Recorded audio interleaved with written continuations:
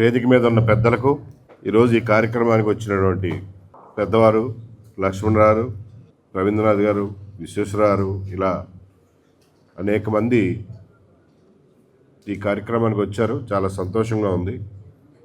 వెంకట సుబ్బయ్య గారు నెల్లూరు నుంచి వచ్చారు. డిసెంబర్ 7వ తారీఖున త్రిపురనేని రామస్వామి గారి ఈ సూత పురాణం శత జయంతి సందర్భంగా నన్ను మాట్లాడమని all of a sudden Chaudhary గారు అడిగినప్పుడు నేను మాటల కోసం తడుపుకోవాల్సి వచ్చింది. ఏదో మొత్తానికి నాకు గుర్తున్నంత వరకు, తెలిసినంత వరకు చెప్పొచ్చాను. ఆ తర్వాత కారణం ఏంటో కానీ త్రిపురనేని రామస్వామి గారి మీద ప్రజల్లో ఒక్కసారిగా ఆ సభ తర్వాత ఆసక్తి పెరిగింది. ఆ రోజున నేను ఆ మీటింగ్లో చెప్పినట్టుగానే రామస్వామి గారి గురించి మాట్లాడడానికి హైదరాబాద్ కంటే కూడా తెనాలి, గుంటూరు, విజయవాడ సముచితమైనటువంటి ప్రదేశాలు అని నేను ఏ ముహూర్తాన్ని అన్నానో కానీ తెనాలిలో మొన్న కనుమ పండుగ నాడు 16వ తారీఖున జనవరి ఒక సభ పెట్టుకుని ఆ రోజున రామస్వామి గారిని గుర్తు చేసుకోవడం జరిగింది. అలాగే ఈ రోజున ఫిబ్రవరి 1వ తారీఖున విజయవాడలో ఈ సభ జరుగుతుంది.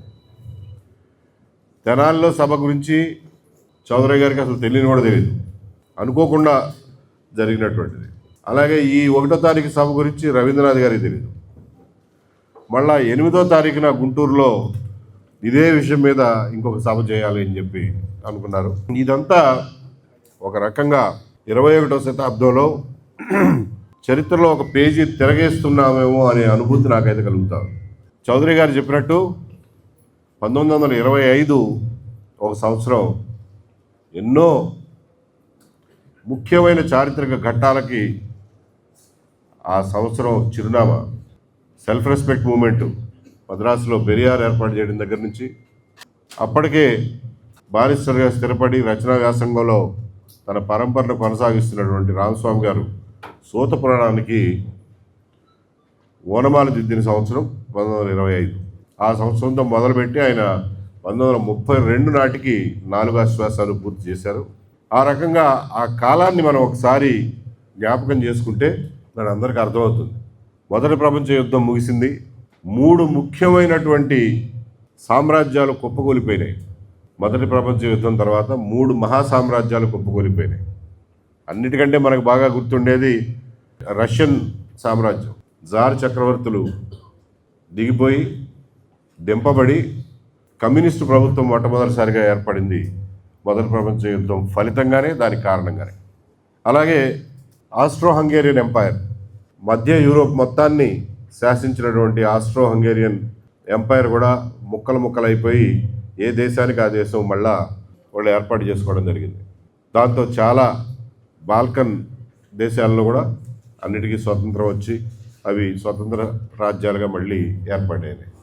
3వ అతి ముఖ్యమైనది, మనకు అతి దగ్గరైంది ఏదా అంటే టర్కిష్ ఎంపైర్.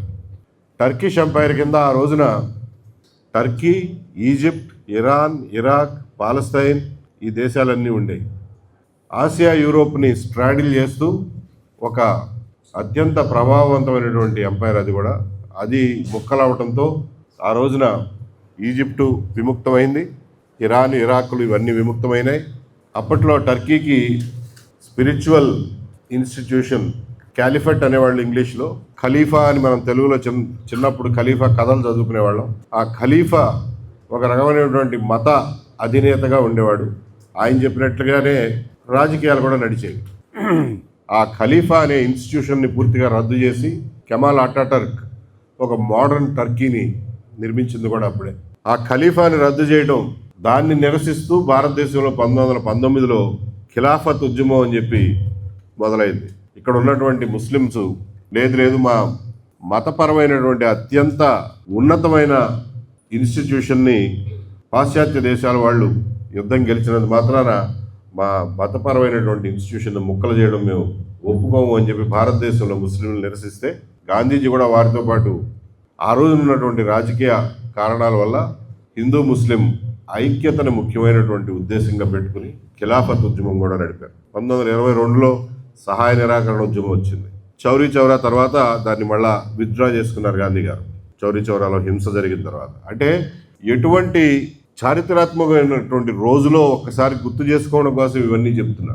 ప్రతిరోజు ఏదో ఒకటి జరుగుతున్నటువంటి సమయం అది. ప్రతి సంవత్సరం తీవ్రమైన శాశ్వతమైనటువంటి ఎఫెక్ట్స్ ఉండే మార్పులు జరుగుతున్నటువంటి సమయం. అంటే చరిత్ర ఒక రకంగా గానగలో పడి నలుగుతున్నటువంటి సమయం.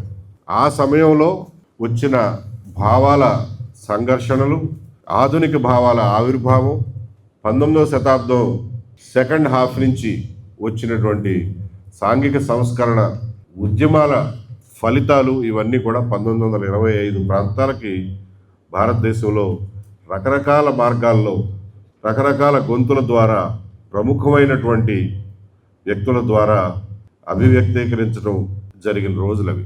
ఆ సమయంలో వచ్చింది సూతపురాణం. సో ఆ సమయ స్వభావాన్ని, దాని యొక్క సమయ ప్రాముఖ్యతని మనం అర్థం చేసుకోవాలి. అది 100 సంవత్సరాలు అయిపోయింది.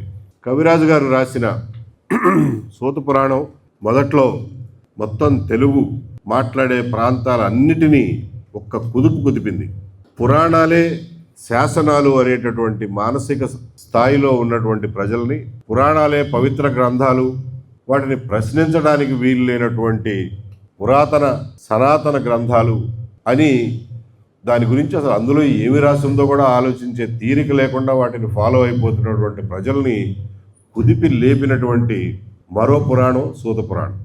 అత్యంత జ్ఞాన సంపన్నులైనటువంటి తెలుగు కవుల్లో ఆల్మోస్ట్ చివరివారైనటువంటి విశ్వనాథ్ సత్యనారాయణ గారి మాటల్లో చెప్పాలంటే, సూతపురాణం ద్వారా కవిరాజు త్రిపురనేని రామస్వామి హేతువాద యుగకర్తగా నిలబడిపోయాడు. ఒక మహోద్యమాన్ని మొదలుపెట్టాడు. అది ఎప్పటికీ చల్లారనటువంటి నిప్పు కణికని రగిలించాడు ఆయన. ఆ కణిక మధ్య మధ్యలో అప్పుడప్పుడు బూడిద దాన్ని కప్పివేస్తున్నప్పటికీ కూడా ఆ లోపల ఉండే నిప్పు ఎప్పటికీ ఆరిపోయినటువంటిది. అదే మన అందరినీ ఈ రోజున ఈ కార్యక్రమానికి రప్పించింది. లేకపోతే త్రిపురనేని రామస్వామిని అంగళూరు ఎప్పుడో మర్చిపోయింది, తెనాలి కూడా మర్చిపోయింది.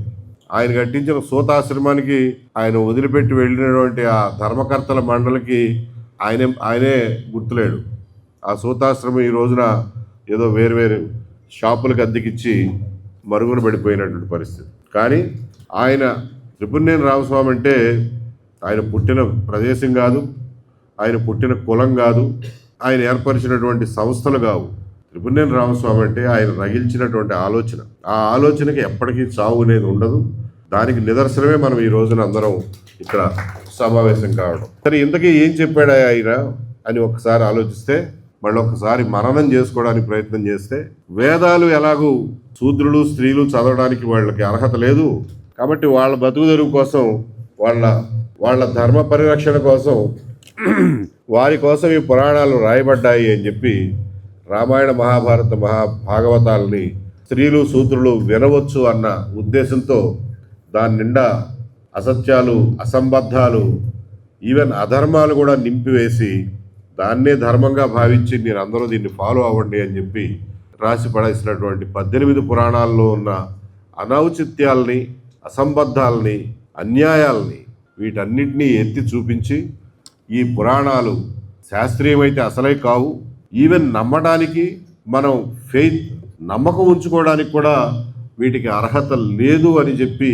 సవివరంగా, సోదాహరణంగా, సతర్కంగా వివరించి ఆ పురాణాలని అదే పురాణ సాహిత్య రూపంలో వాటిని చీల్చి చెండాడి ఆ పురాణాల్లో ఉన్నటువంటి నిజానిజాలు, ధర్మాధర్మాలు, న్యాయాన్యాయాలని ప్రజలకి కళ్ళకు కట్టినట్టుగా చూపించినటువంటిది ఈ సూత పురాణం. ఆయన ఎంచుకున్నటువంటి పురాణ స్టైల్ ఆఫ్ రైటింగ్ ఏదైతే ఉందో అది సామాన్యులకు, మనలాంటి వాళ్ళకు కూడా కొరుకుడు పడనటువంటి తెలుగు. అది అచ్చ తెలుగు, చాలా సరళమైన తెలుగు అని చెప్పి పండితులు చెప్తారు. కానీ నాలాంటి వాళ్ళకి చదవడం, అర్థం చేసుకోవడం కూడా అది అంత సాధ్యం కాదు. కాబట్టి రామకృష్ణ గారు లాంటి మహానుభావులు వీటిని పూర్తిగా వాడుక భాషలో వచన రూపంలో తెలుగీకరించి 2 పుస్తకాలు వెలువరించారు. తర్వాత ఇంకొకరు వేదవతి గారు దీని మీద ఈ త్రిపురనేని రామస్వామి గారు రాసినటువంటి పద్య కవిత్వం మీద, ఈ పురాణ కవిత్వం మీద మొత్తం వివరంగా దాన్ని వివరిస్తూ ఒక చిన్న పుస్తకం రాశారు.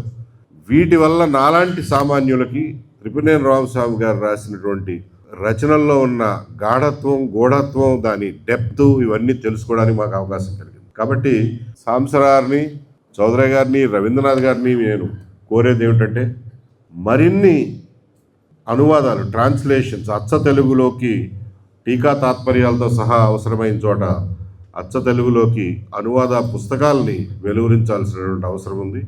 అది ఈ తరంలోనే మీరే పూనుకుని, విశ్వేశ్వరరావు ఉన్నారు ఇక్కడ, దీనికి కావలసిన సరంజామా అంతా ఉంది. ఎవరో ఒకడు పూనుకోవడమే కావాలి. దీనికి తగినటువంటి మనుషులందరూ ఈ సభలోనే ఉన్నారు. కాబట్టి ఈ కార్యక్రమాన్ని చేపట్టాల్సిందిగా కోరుతున్నాను. లేదంటే రామస్వామి గారు రాసినటువంటి తెలుగుని చదివి అర్థం చేసుకునే కెపాసిటీ ఈ రోజున ఉన్న యువతకి నాకే లేదు. విద్వందంగా ఒప్పుకుంటున్నా, నాకే లేదు. యువత చదువుకోవాలి అని అంటే వాళ్ళకి అర్థమయ్యే భాషలో మనం రాయాల్సి ఉంటుంది. అది త్రిపురనేని రామస్వామి గారి చిరకాల కోరిక కూడా. అచ్చ తెలుగులో వాడుక భాషలో రాయాలన్నది ఆయన ఉద్దేశం కూడా.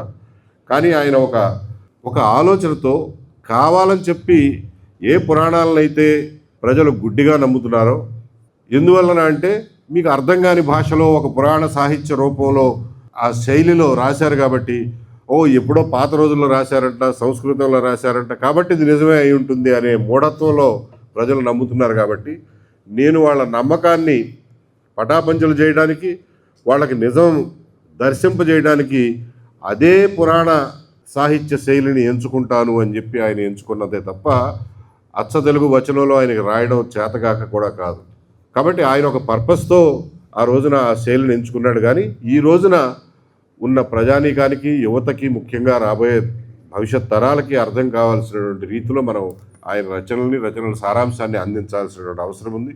దీనికి పూనుకోవాల్సిందిగా పెద్దలందరినీ కోరుతున్నాను. మరింత పొడిగించకుండా త్రిపురనేని రామస్వామి గారిని, ఆయన రాసిన రచనల్ని, ఆయన చేసిన ఆలోచనల్ని, ఆయన తీసుకొచ్చినటువంటి విప్లవాత్మకమైన భావాల్ని మనం అందిపుచ్చుకోకపోయినా, మన భవిష్యత్ తరాలకి అందించకపోయినా కానీ మన కళ్ళు మనమే పొడుచుకున్న వాళ్ళం అవుతాం, మన చెవుల్లో మనమే సీసం పోసుకున్న వాళ్ళం అవుతాం, మన నాలుకలను మనమే కత్తిరించుకున్న వాళ్ళం అవుతాం. అంతే తప్ప ఆయనకు వచ్చిన నష్టం ఏమీ లేదు ఈ రోజున.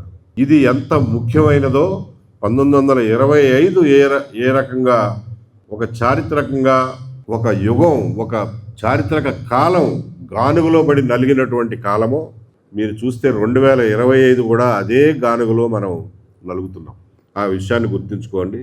2025లో భావాల సంఘర్షణ, రాజ్యాల మధ్య సంఘర్షణ, నీతి నియమాలని ఏమాత్రం వెరప లేకుండా తీసి పారేసేటటువంటి పరిస్థితులు, ఈ రోజున అంతర్జాతీయ పరిస్థితుల్లో కూడా వివిధ దేశాలు అవలంబిస్తున్నటువంటి విధానాలు, కర్రన్న వాడిదే పెత్తనం అనేటటువంటి విధానాలు, కొన్ని వందల సంవత్సరాలుగా సాంప్రదాయంగా దేశాల మధ్యన ఉన్నటువంటి సంబంధాలు, వాటి బేసిస్, ఏ బేసిస్ మీదనైతే దేశాల మధ్యన సంబంధాలు ఉన్నాయో అసలు ఆ బేసిస్నే తోసి రాజని ఈ రోజున కేవలం ఈ రోజున నాకు కలిగినటువంటి ఆలోచనే మన సంబంధాలని నిర్దేశిస్తుంది తప్ప వందల సంవత్సరాల నుంచి ఉన్న సంప్రదాయాలను మేమేం పట్టించుకోవాల్సినటువంటి అవసరం లేదు అనే నిర్లజ్జ భావాలు ప్రపంచవ్యాప్తంగా మనల్ని ఆశ్చర్యపరుస్తున్నాయి. ఇటువంటి సమయంలో అసలు నీతి, ధర్మం, న్యాయం, మానవత వీటి గురించి మళ్ళా మరొకసారి పునరాలోచించుకోవాల్సినటువంటి అవసరం మనకి కలుగుతూ ఉంది. అలాగే దేశంలో కూడా జరుగుతున్నటువంటి మార్పులు మీ అందరూ చూస్తూనే ఉన్నారు. ఏ రకంగా అశాస్త్రీయత, సనాతనం పేరుతో మూఢత్వం, అంధవిశ్వాసాలకి రాజ్యం మెడల్స్ ఇచ్చి సన్మానిస్తుందో మీ అందరూ చూస్తూనే ఉన్నారు. ఒక రకంగా చెప్పాలంటే ఏ పరిస్థితుల నుంచి అయితే మనం, ఏ అంధవిశ్వాసాల నుంచి, ఏ మూఢ విశ్వాసాల నుంచి, ఏ అంధకారం నుంచి, ఏ అజ్ఞానం నుంచి మనం అతి కష్టం మీద రామస్వామి గారు, కాశీనాథ్ నాగేశ్వరరావు గారు, కందుకూరి వీరేశలింగం గారు, గురజాడ అప్పారావు గారు, వీరందరి సహాయంతో, లేకపోతే మనకెవడండి ఇవన్నీ నేర్పించేది, మనకింత జ్ఞానం ఇచ్చింది ఎవరు, వాళ్ళందరి దయతో ఏ అంధకారం నుంచి మనం ఈ రోజున బయటకు వచ్చామో, మళ్ళీ మన కళ్ళకు గంతలు కట్టి ఈవెన్ రాజ్యాధికారాన్ని కూడా ఉపయోగించి మళ్ళీ మన అజ్ఞానంలోకి తోసివేసే ప్రయత్నాలు జరుగుతున్నటువంటి ఈ రోజుల్లో రామస్వామి గారు ఒక్కళ్ళే మనకి మునిగిపోయేవాడికి గడ్డిపోచ లాంటి ఆలంబన. ఆయన్ని వదిలిపెట్టుకుంటే మనం ఇంకా రక్షించేవాడు ఎవడు లేడు అని చెప్పి మనం గుర్తించాల్సిన అవసరం ఉంది. కాబట్టి ఆయన్ని గుర్తుంచుకోవడమే కాదు, ఆయన్ని అందరికీ మళ్ళా తిరిగి పరిచయం చేయాల్సినటువంటి పరిస్థితి ఈరోజు 2025లో వచ్చింది. 100 సంవత్సరాల తర్వాత చరిత్ర మళ్ళా పునరావృతం అవుతుందేమో తెలియదు, కానీ చారిత్రక అవసరం మాత్రం ఈ రోజున రామస్వామి గారిని గుర్తించుకోవడం, ఆయన్ని స్మరించుకోవడమే కాదు, అది భావితరాలకు చెప్పడం. దానికోసం ఒక స్మృతి కేంద్రం ఉండాల్సినటువంటి అవసరం ఉంది. ఆయన భావాల్ని స్ప్రెడ్ చేయాల్సినటువంటి అవసరం ఉంది. దీనికి ఒక ఇన్స్టిట్యూషన్గా దీన్ని నిర్మించాల్సినటువంటి అవసరం ఉంది. అమరావతి కొత్తగా ఆంధ్ర రాజధాని కాబోతుంది కాబట్టి అక్కడ ఒక ప్లేస్ తీసుకుని దానిలో ఒక లైబ్రరీ, ఇలాంటి ఈ మాత్రం మీటింగ్ హాల్ ఉన్న చాలు, ఇటువంటి మీటింగ్ హాలు, ఒక స్టడీ సెంటరు, ఇవన్నీ ఏర్పాటు చేసుకోవాల్సినటువంటి అవసరం ఉంది. రవీంద్రనాథ్ గారు దీనికి ఆలోచన ప్రారంభించారు. ఆలపాటి రాజా గారు కూడా ఆయన చేయగలిగిన ప్రయత్నం చేస్తానన్నారు. రాష్ట్ర ప్రభుత్వం దగ్గరికి తీసుకువెళ్ళి ఈ భూమిని కనుక ఇప్పించుకోగలిగితే తర్వాత భవనాల నిర్మాణానికి, ఆ ఇన్స్టిట్యూషన్ బిల్డింగ్కి మిగిలిన వాళ్ళందరూ సహాయం చేయడానికి తయారుగానే ఉన్నారని చెప్పి నా నమ్మకం. ఒకవేళ నేను వ్యక్తిగతంగా గవర్నమెంట్ని దీనికోసం భూమి అడగడానికి వ్యక్తిగతంగా నేను దీనికి విరుద్ధం. గవర్నమెంట్ని అడుక్కుని త్రిపురనేని రామస్వామిని గుర్తుంచుకోవాల్సినటువంటి అగత్యం తెలుగు వారికి పట్టకూడదు అనేది నా ఉద్దేశం. సరే, పెద్దలందరూ అడిగినప్పుడు అడిగి చూస్తే పోయేదేముంది, మనకు వచ్చిన నష్టం ఏమీ లేదు కదా, ఇస్తే సంతోషం. ఇవ్వకపోయినా సరే, అరెకరం కాకపోతే 500 గజాల్లో అయినా కానీ స్థలం కూడా ఈ విజ్ఞాన కేంద్రం పేరు మీద కానివ్వండి, లేకపోతే త్రిపురనేని రామస్వామి కొత్తగా ఇంకొక ట్రస్ట్ పెట్టుకుంటాము, ఏదోటి చేసి ఆ పేరు మీద ఒక 500 గజాల స్థలం కూడా మార్కెట్లో కొనుక్కుని అవసరమైనటువంటి లైబ్రరీ, స్టడీ రూమ్స్, ఇలాంటి ఒక చిన్న హాలు, డిస్కషన్ హాలు, ఇవి తయారు చేసుకోవడానికి కావాల్సినటువంటి నిధుల్ని వచ్చే సంవత్సరం 2 సంవత్సరాల్లో తప్పకుండా సమీకరిద్దాము అని చెప్పి ఈ సభ ద్వారా మీ అందరి ఆమోదాన్ని కోరుతూ నేను ఈ ప్రతిపాదన చేస్తున్నాను. గవర్నమెంట్ ఇస్తే మహద్భాగ్యం, లేకపోయినా సరే మనం ఎట్టి పరిస్థితుల్లోనూ వచ్చే 1-2 సంవత్సరాల్లో అవసరమైతే జోలి పట్టుకుని సందాలు వసూలు చేసైనా సరే ఈ కార్యక్రమాన్ని చేద్దాము అని చెప్పి ప్రతిపాదిస్తున్నాను. అందరూ ఆమోదిస్తున్నందుకు చాలా సంతోషం. Thank you. ఇకపోతే చివరిగా, ప్రభుత్వం అంటే పర్మనెంట్గా ఉండేదనుకోండి, పార్టీలు అంటే ఒక్కొక్కసారి ఒక్కొక్క పార్టీ ఒక్కొక్క ప్రభుత్వం ఏర్పాటు చేస్తుంది. త్రిపురనేని రామస్వామి గారి స్టైల్ ఏదైనా ఒక కవిత్వం కానీ, శంభుక వధ అనే ఇది రాసినప్పుడు కానీ, సూతపురాణం రాసినప్పుడు కానీ, లేకపోతే కూని నాటకం రాసినప్పుడు కానీ, వీటన్నిటి ముందు ఆయన చాలా పొడుగైనటువంటి ఉపోద్ఘాతం ఇస్తారు. అది జార్జ్ బెర్నార్డ్ షా స్టైల్ అని చెప్పి కొంతమంది అన్నారు. అది నిజమే కావచ్చు. మళ్ళీ ఈయన స్టైల్ని అందిపుచ్చుకున్న ఆయన నార్ల వెంకటేశ్వరరావు.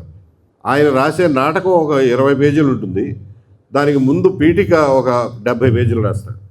అంటే ఆ చారిత్రక కాలాన్ని, దాని పూర్వాపరాలని, ఇది ఎందుకు రాస్తున్నాము, ఏమి రాస్తున్నాము, దీని హిస్టరీ ఏమిటి, పురాణాల్లో ఏం చెప్పారు అని వివరంగా ఒక పాఠకుడిని ఒక వేరే లోకంలోకి తీసుకుపోయేటటువంటి ప్రక్రియ అది.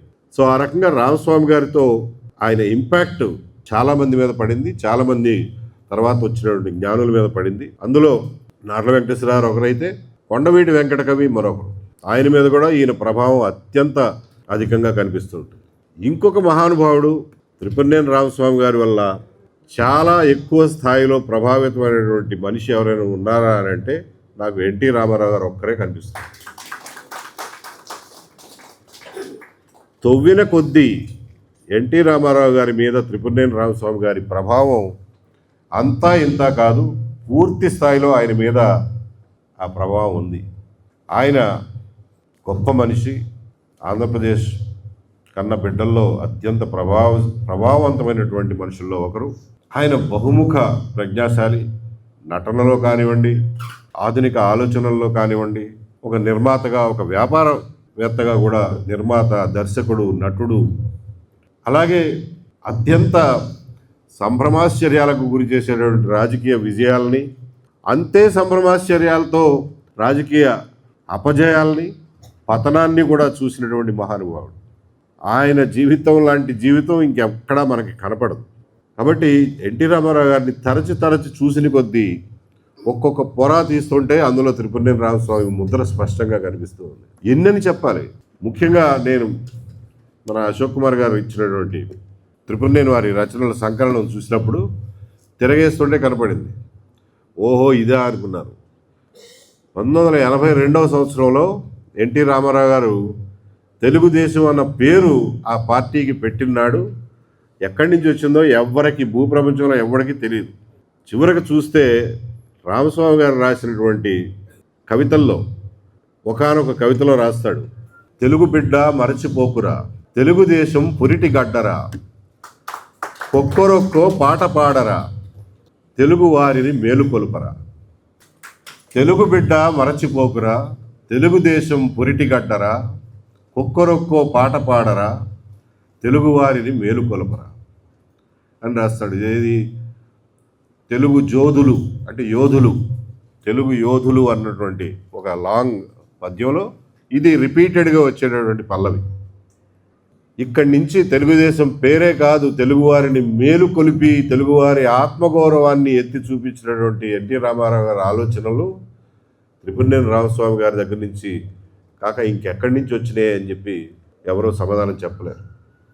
అలాగే కొండవీటి వెంకటకవి గారు నారవేల సూరకరణలో రాసిన డైలాగులన్నీ ఏమంటివి అవన్నీ కూడా మీకు సూత పురాణంలో అక్కడక్కడ అవన్నీ కనిపించేటటువంటి దృష్టాంతాలే. ఆల్మోస్ట్ ప్రతి దుర్యోధనుని పాత్ర ద్వారా నారవేల సూరకరణలో కొండవీటి వెంకటకవి ద్వారా ఎన్టీ రామారావు గారి అత్యద్భుతమైనటువంటి వాచకంలో మనకి వినిపించినటువంటి డైలాగులు అవన్నీ సూత పురాణంలో రామస్వామి గారు లేవనెత్తినటువంటి ప్రశ్నలే. అలాగే ఆ రోజుల్లో ఉన్నటువంటి పెత్తందారీతనాన్ని నిరసిస్తూ త్రిపురనేని రామస్వామి గారు రాసినటువంటి కవిత్వాలు, ఆయన రాజకీయాల గురించి కూడా చాలా కవిత్వాలు రాశాడు. తెలుగువారు వారి అప్పటికి ఆయన చనిపోయిందే 1943లో. మోస్ట్ అన్ఫార్చునేట్, రెండో ప్రపంచ యుద్ధం ఉడికిపోతున్నటువంటి సమయంలో చనిపోయాడు ఆయన. ఆయన స్వాతంత్రం వచ్చిందాకా ఉండుంటే ఆయన ప్రభావం ఇంకెంత ఉండేదో అని మనందరం వాపోవడంలో అసహజత్వం లేదు. కాబట్టి ఆయన రాజకీయాల గురించి, ఆ రోజున ఉన్నటువంటి రాజకీయ సాంఘిక ఉద్యమాల గురించి కూడా చాలా పద్యాలు రాశాడు.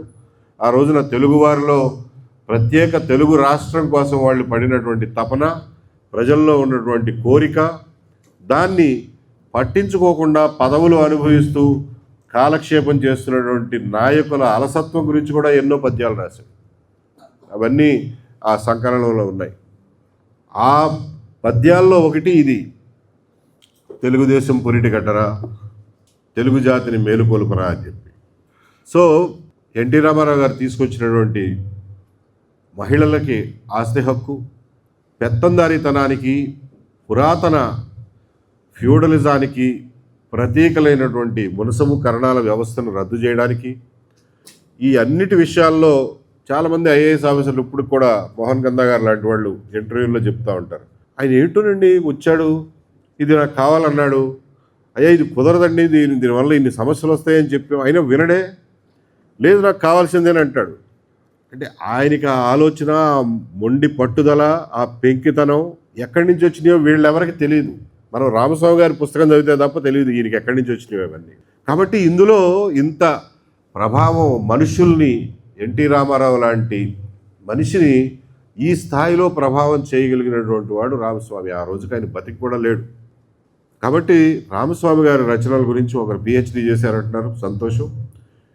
అందులో ఉన్న వివిధ కోణాలు, రామస్వామి గారి రచన ద్వారా తర్వాత వచ్చినటువంటి సాంఘిక రాజకీయ మార్పులు, ఆలోచనాపరంగా వచ్చినటువంటి మార్పులు, సాంఘిక సంస్కరణ ఉద్యమాలు, రాజకీయ చైతన్య ఉద్యమాలు, కులాలకు సంబంధించినటువంటి ఉద్యమాలు, వీటన్నిటి మీద రామస్వామి గారి ముద్ర ఏదైతే ఉందో ఈ విషయంలో చాలా రీసెర్చ్ జరగాల్సి ఉంది. ఈ రీసెర్చ్ జరిగినప్పుడు మాత్రమే మనం అన్నిటినీ ఒక పూలదండలాగా గుచ్చి ఒక క్రమానుగుణంగా ఈయన ఇంపాక్ట్ని, ఈయన ప్రభావాన్ని సమాజం మీద ఈయన చూపినటువంటి ప్రభావాన్ని మనం గుర్తించగలుగుతాం. అది భావితరాలకు కూడా అవసరం అని చెప్పి నేను భావిస్తున్నాను. ఇవన్నీ చేయాలంటే కూడా we need an organisation today. Ramaswamy గారి పేరు మీద ఇప్పటికే ఉన్న ఆర్గనైజేషన్ ఏదైనా యాక్టివ్గా ఉంటే మరీ మంచిది, లేకపోయినా కానీ ఇంకొక ఆర్గనైజేషన్ అయినా తయారు చేసి వీటన్నిటిని ముందుకు తీసుకెళ్లాల్సినటువంటి అవసరం ఉంది. దీని ద్వారా రామస్వామి గారిని గుర్తుంచుకుంటే ఆయన పేరు గుర్తుండిపోవాలని, చిరస్థాయిగా ఉండిపోవాలని, రాళ్ల మీద చెక్కాలని చెప్పి ఎప్పుడూ అనుకుని ఉండడు. ఆయన్ని గుర్తుంచుకోవడం మనకు అవసరం, మన భవిష్యత్ తరాలకు అవసరం కాబట్టి గుర్తుంచుకుందాం. దానికి కావాల్సినటువంటి కార్యక్రమాలని వేటిని పెద్దలందరూ, వారు లక్ష్మణరావు కూడా ఉన్నారు, ఆయన ఇటువంటి కార్యక్రమాలు ఎప్పటికీ నో అని చెప్పరు. కాబట్టి రామస్వామి గారిని 10 కాలాల పాటు గుర్తుంచుకునే కార్యక్రమాలు చేయడానికి ఈరోజు ఈ సూతపురాణం 100 సంవత్సరాలు పూర్తయిన సందర్భంగా దాన్ని ఒక సంకల్పంగా తీసుకుందామని చెప్పి అందరికీ పిలుపునిస్తూ అందరికీ కృతజ్ఞతలు, ముఖ్యంగా చౌదరి గారికి కృతజ్ఞతలు. నమస్కారం.